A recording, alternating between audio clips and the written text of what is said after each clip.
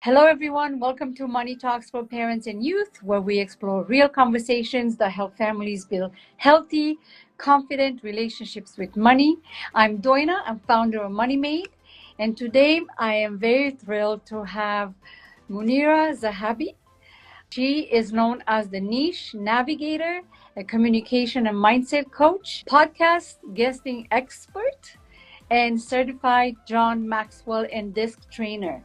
And she is here today to talk to us about how to teach kids the basics of money management in real age-appropriate ways through everyday conversations, experiences, and even small entrepreneurial ventures. So Munira, before we start with our Q&A, why don't you start by introducing yourself? Greetings from Chicagoland. I am Munira. Thank you so much for having me on your show. This is so amazing. And I have been on the Niche Navigator for at least 8 years now. I've shaped other people's lives by understanding their niches and what they are able to do. Thank you so much for being here. So we have some amazing questions that I prepared for you, and I'm sure the audience is going to be amazed. I have read your story and it was beautiful, and I said I have to have you here so you can share. I'm sure a lot of people will learn so much from you. So thank you again for being here. You build a powerful voice as the Niche Navigator, as you mentioned earlier.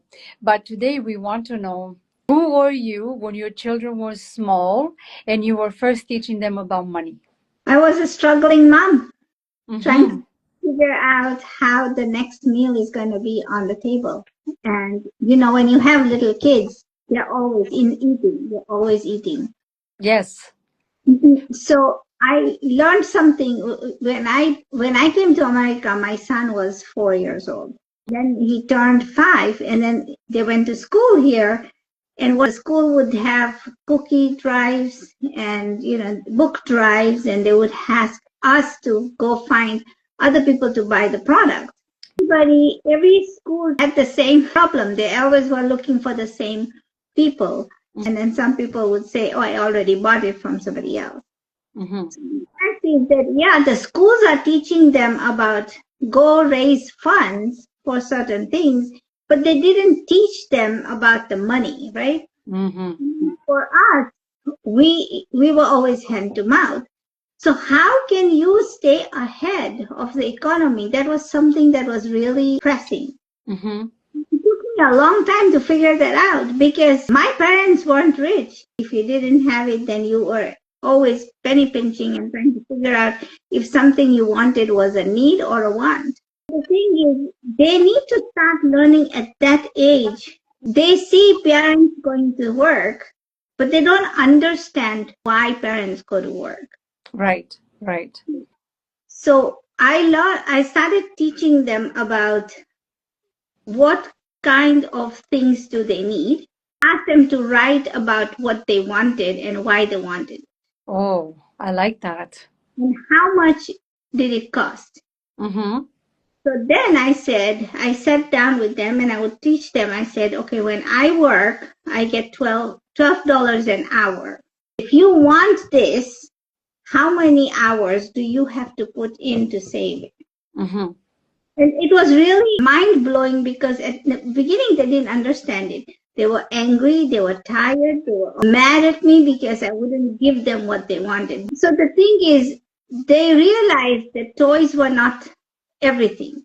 But they also realized that things were getting expensive food-wise. They would all come together and they would say, I want this, I want this. So week number 1, the oldest picked.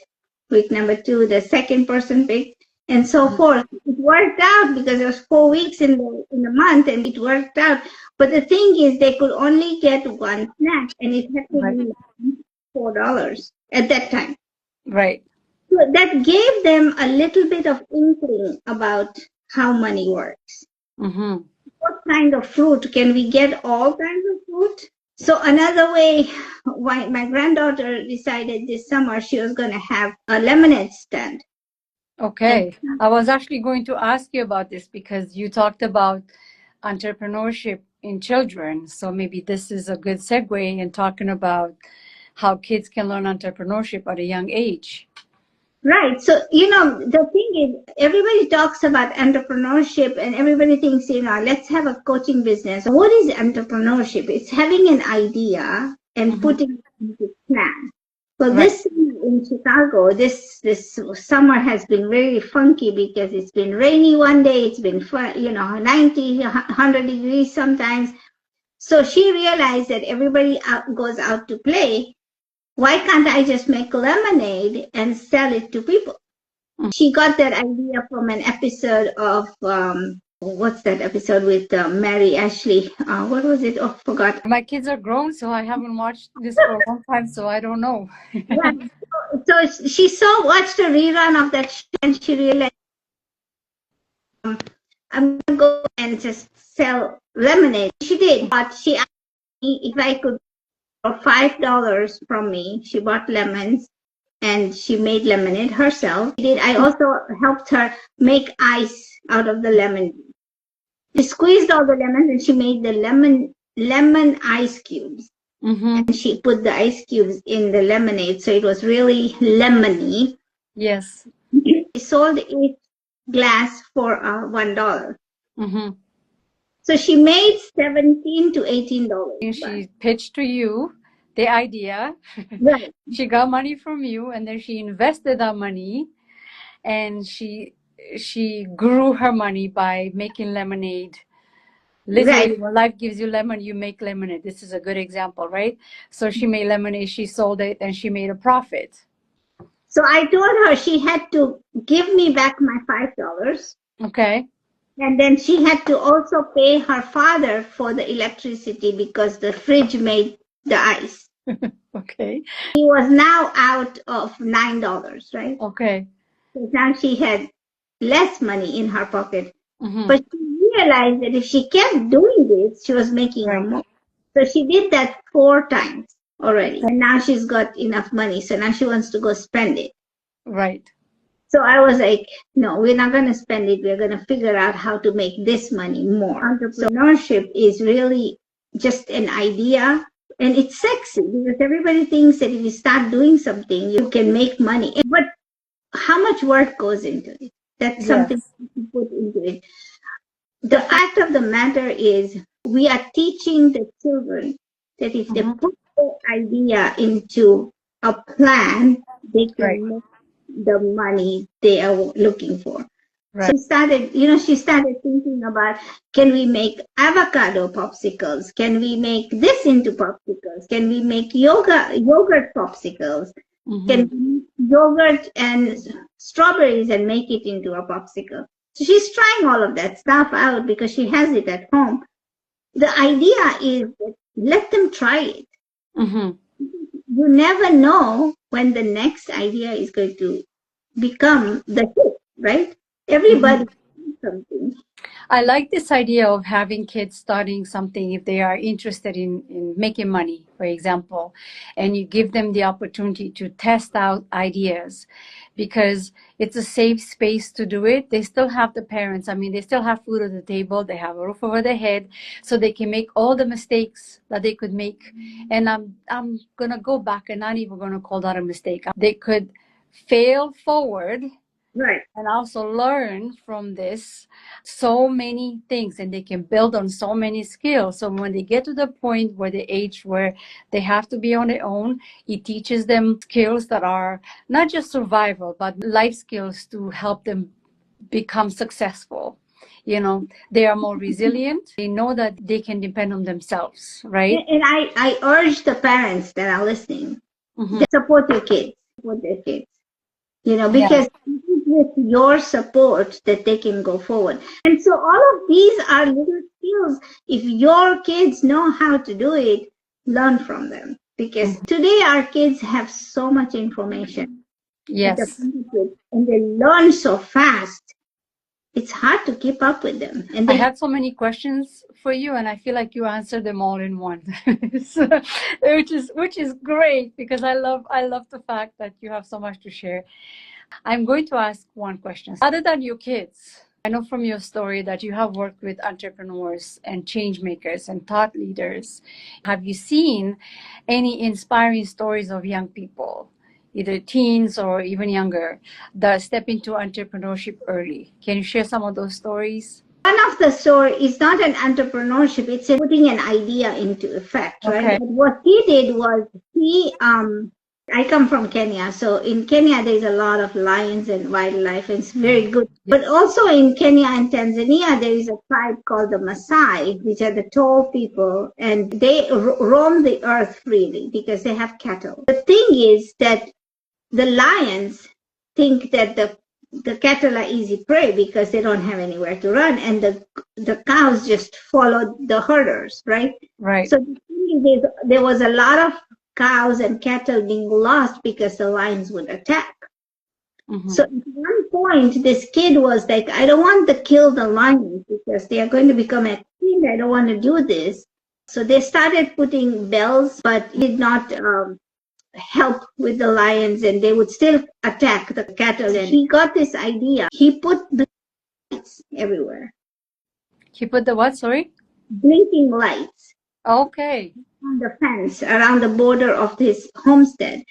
But because the blinking lights were happening at periodic intervals, they did not lose a lot of cattle.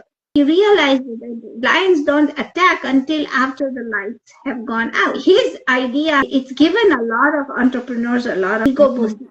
Blinking lights? I mean, who would have thought that? What do you think? It sounds to me that, first of all, with the lions and the cattle story, and then the blinking lights, it sounds to me that's innovation in action. Right. That's basically what that was. And that right there, it's exactly where entrepreneurship starts. It's really closer to my heart. Yes. And I see opportunities all the time. A few weeks ago, there was this young man with his father, and the kid was explaining that he needed to do some business.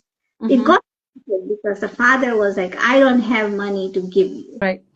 But I don't want you to give me money. I'm going to do this on my own. I don't know what the product was or whatever it was. Mm-hmm. But the fact is that the father wasn't supporting it. And how many times have we seen that in our lives? You know, mm-hmm. My father told me, no, I'm not going to support you to do this. I'm not going to do this for you. Right. Why do you want to do this? I could have mm-hmm. done so many different things in life if mm-hmm. I had. But the fact is that as an entrepreneur, if you're listening out there, if your child sees an opportunity and thinks there's a problem, maybe you should just cash in on that same idea because they've seen the problem and now they want to figure out what the solution is. So work with your child and support them to find that solution and then mm-hmm. mark. Yep, that's exactly it. That's exactly it. Have given them the support to do that. And this actually just takes me right into my next section of questions that I have for you. This is such a great segue. You've experienced both financial hardship and success. How did those seasons shape the way you talk to your kids or clients with honesty about money? My most recent financial hardship was when my husband passed away. Yes. He didn't leave me anything. Mm-hmm. I don't know what happens when people die, right? So I started asking some other ladies who had gone through the same thing, and they said, mm-hmm. oh, we had a life insurance policy. Mm-hmm. Give about that. I didn't know. Right. So one thing is to understand, and it was really hard. I mean, mm-hmm. I'm finally coming out of it after 6 years of this issue, because for months I would not buy groceries. I would go to my son's house and mm-hmm. together for 3 days in a week I would eat together. If there was leftover, I'd bring home and say, I'm going to have lunch. Right. This was really hard, and I lived alone.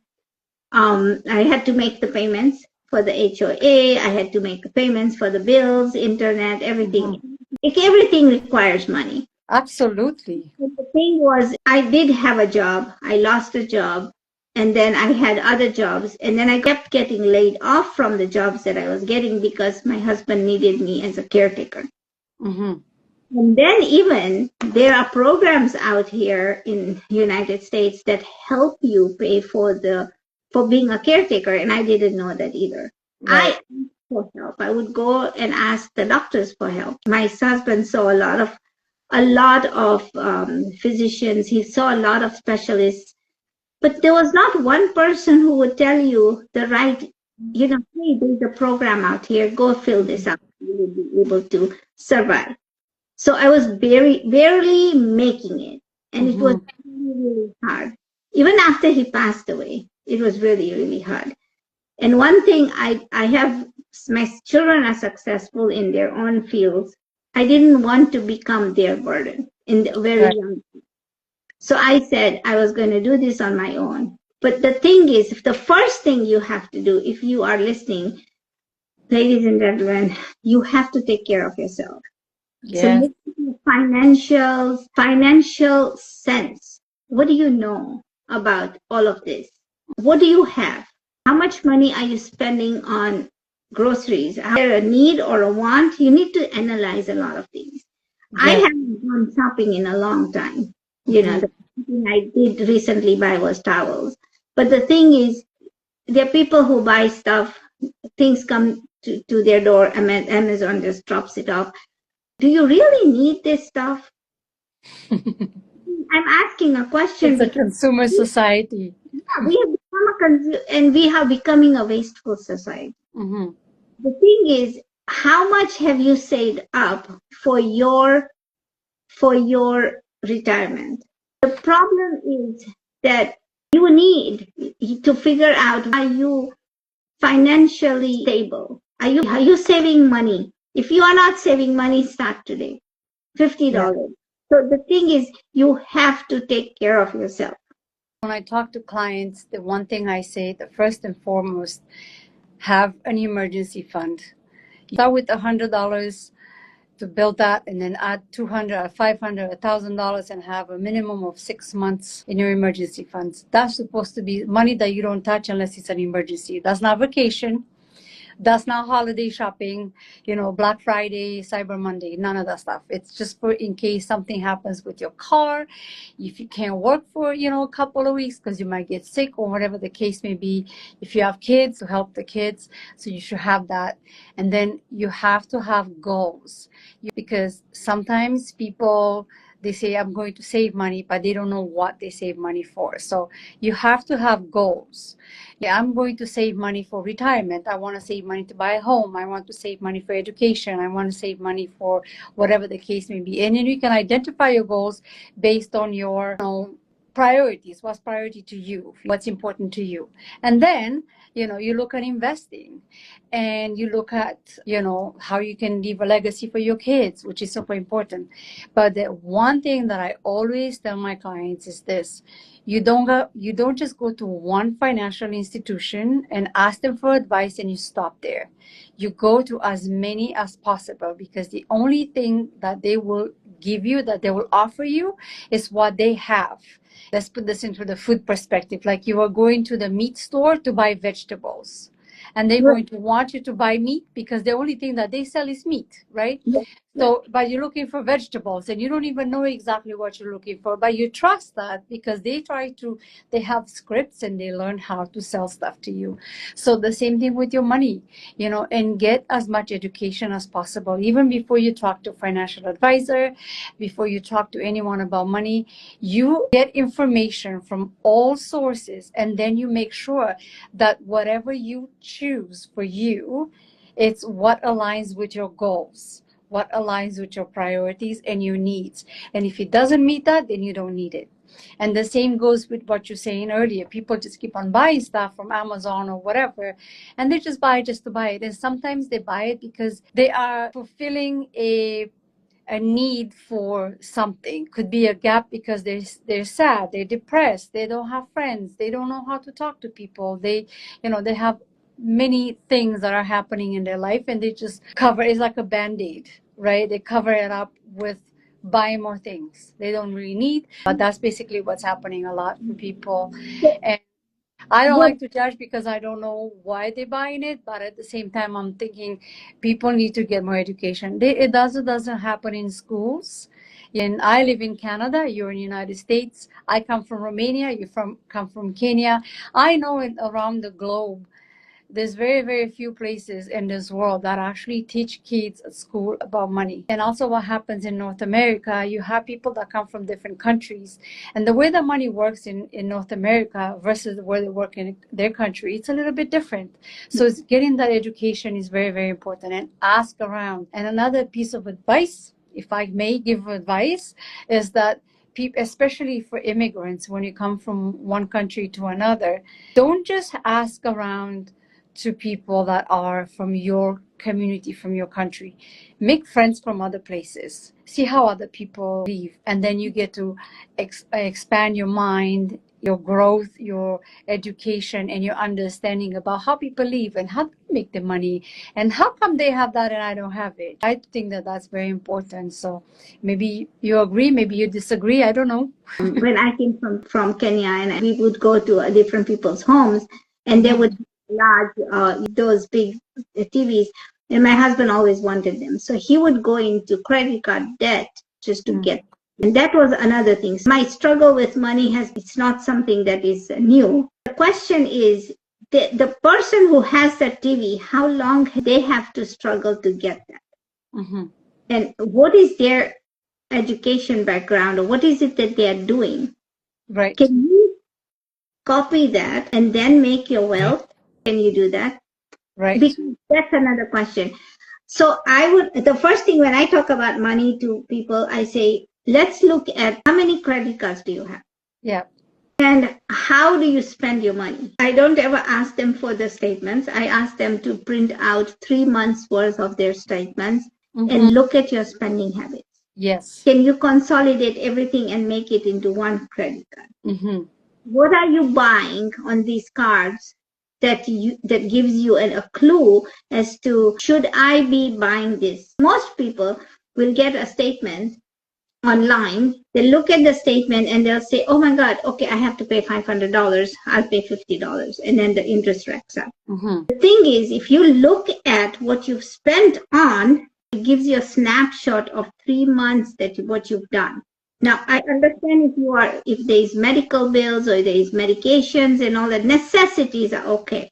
Right. But other than necessities. So then you sit down with a colored highlighter. Okay, the necessities are all red. Yes, you need those. So you highlight that. But what about the green stuff? I mean, do you really need to spend money on this? Look at the things that are not. What is it that you're buying? Is there an expense that is recurring? What about an expense, for example, you have Netflix that you're watching, and then you have Disney. Can you make it so that it's only one? Figure out how you can get all of these things bundled and you just pay one bill. It makes it much easier, right? You don't forget. My friend says Rocket Money helps her. It tells her how many subscriptions that she paid for, and she could just cancel all of the things that she didn't need. So immediately her expenses went down about $250. And she goes, oh my God, now I have $250. So you go spend it, put it in an account where you save that money. You just have to be very savvy. Don't talk to yourself negatively about money. You know, when I was growing up, my father used to say, does money grow on trees? And I used to wonder, really? Is there a money tree? Really? They print the money, right? These papers, so they do grow on trees. Long ago, we used to barter. I'll give you 10 leaves for a widget that you're going to give me. In your lifetime, have been through a lot. If you're a child bride, and then you became a widow mother, and then a successful businesswoman. How did storytelling help your children make sense of both the struggles and the wins? I don't think I ever told my kids stories about that because they saw my struggles in real life. There were times when I didn't have money to change my tire. I had a flat tire and I didn't know how to change it. I had to call a tow truck and they were like $50 and I didn't have that money. Then I stood there by my car thinking, okay, what am I going to do? And at that time, there was no YouTube videos where you could just go learn stuff. Mm-hmm. A guy who was there, and he goes, you got a flat, let me teach you, let me help you. And so we did it together, right? Yes. The thing is, they saw that struggle. So they have lived my story with me, my kids. But before their time, I would tell them, I sit there and explain to them that, struggle is part of life. I struggle because I don't want you to struggle. I'm not saying my kids don't have struggles. They have their own struggles. Mm-hmm. But I feel that they're in a much more better financial position because what happened after my husband passed away, I was in this rut. I talked to several people and then I would tell them, do you know a financial advisor? You should go talk to them. So now everybody is set. I sit and explain to them, do you really need to share with your children? And storytelling is wonderful, but sometimes when they have friends over and their friends will ask me the questions like you're doing right now, so I share. It's not always a sob story. It's always something that is a lesson. Mm-hmm. But the idea is to share also with the kids the fact that you've gone through this. What were the lessons you learned? Mm-hmm. How can you overcome? What's the next step? Right.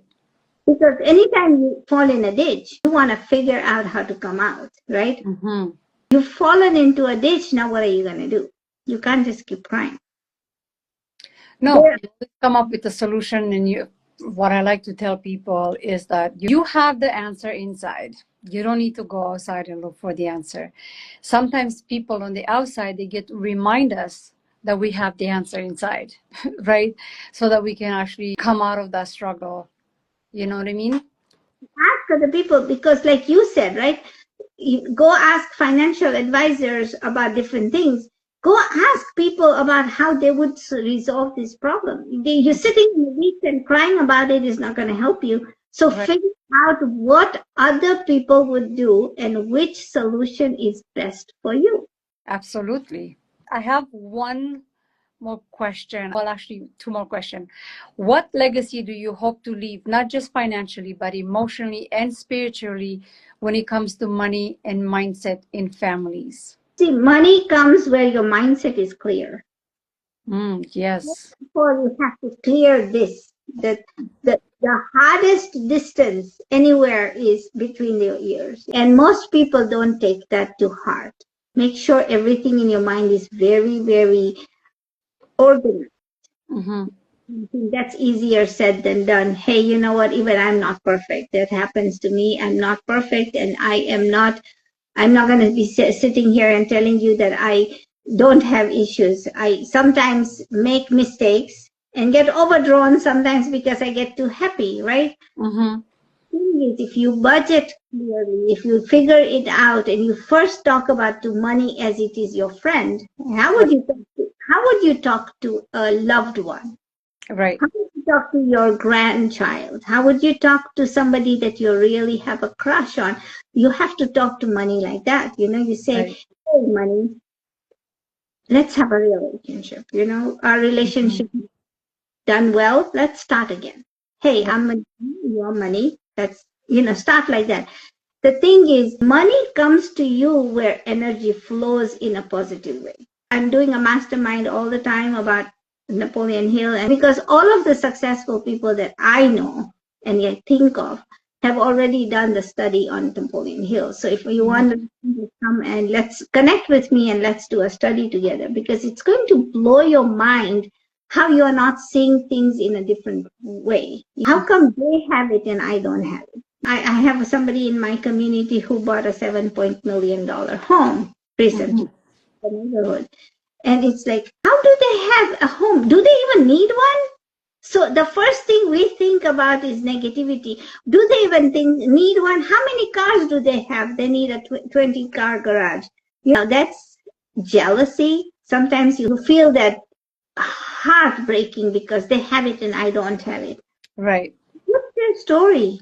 How come they have it and we don't? What can we do to have that. Oh, you know what? Yeah, you don't have it. But can you start leaving? You're talking about legacy. You can start building that right now. Their grandparents built that legacy for them so that they can see the fruits of the parents' labor right now. Can you do that for your grandkids? Yes. Can you tell us about your book? I have several books that I've written. One of them is in the others are on Kindle. So you just have to go to Amazon.com and find my name and find all of them. My latest book is Invisible No More.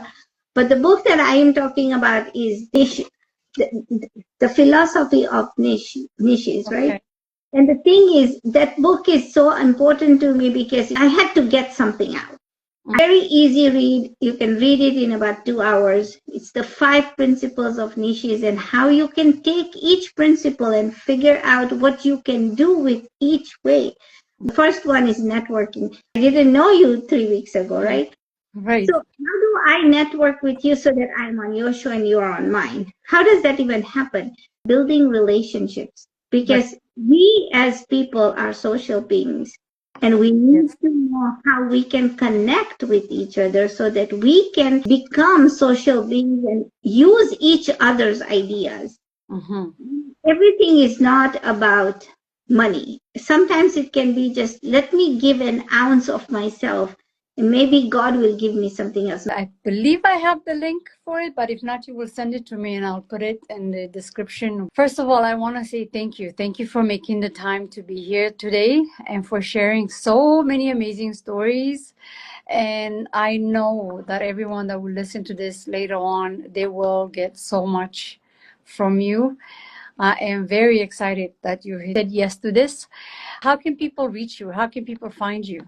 The best way to find me is go to thenichenavigator.com and there's a contact me page if you want to work with me. If you just want to have a conversation, I will make time for you. Just message me through there. I'll get that message and we can go from there.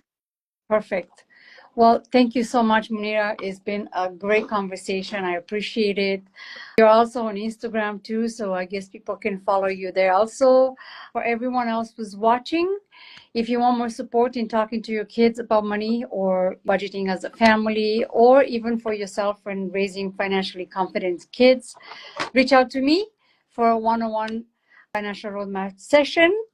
You can send me a DM or just send me a message or put a comment anywhere that you can find me. And I want to thank you so much for everyone who's watching this till the end. And I will see you next time. So thank you so much, Munira. I really appreciate it. I do the heart. Thank you. Thank you for having me. I'm really honored and humbled to be here. Thank you. Oh, I'm really happy that you're able to come here and share your stories. Thank you so much. Bye, everybody. Okay, let's go.